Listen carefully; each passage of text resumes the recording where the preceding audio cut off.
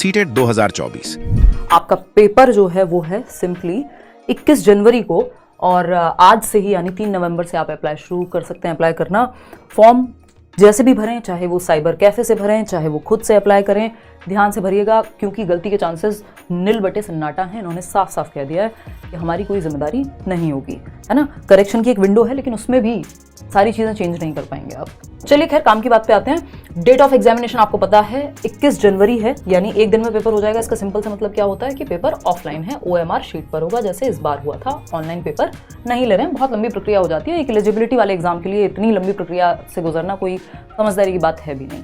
तो अगर हम देखें तो वही 150 नंबर का पेपर रहने वाला है आपका, और 135 सिटीज़ में ये होगा, 20 भाषाओं में होगा पेपर। तो अगर हम देखें यहाँ 3 नवंबर यानी आज से 3 नवंबर से 23 नवंबर तक आप क्या कर पाएंगे, फॉर्म फिल कर पाएंगे। कहाँ? ctet.nic.in, नीचे डिस्क्रिप्शन में आपको लिंक दिया हुआ है, फॉलो उसको क्लिक करके और आप फॉर्म अपना भरिए। सारी डिटेल्स, आपका फोटो जो है स्कैन होना चाहिए, आपके सिग्नेचर स्कैन फॉर्म में आपके पास होने चाहिए, है ना।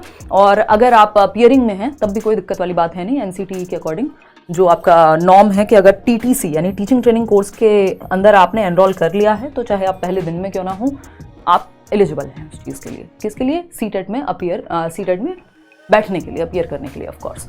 तो 28 नवंबर से 2 दिसंबर तक करेक्शन विंडो रहेगी, है ना, कि आप कोई आपका पर्टिकुलर अगर गलत हो गया है तो वो आप करेक्ट कर सकते हैं। लेकिन उन्होंने लिखा हुआ है हमारी कोई जिम्मेदारी नहीं है, अगर करेक्ट नहीं हो पाया तो हम उस चीज़ के लिए लायबल नहीं है।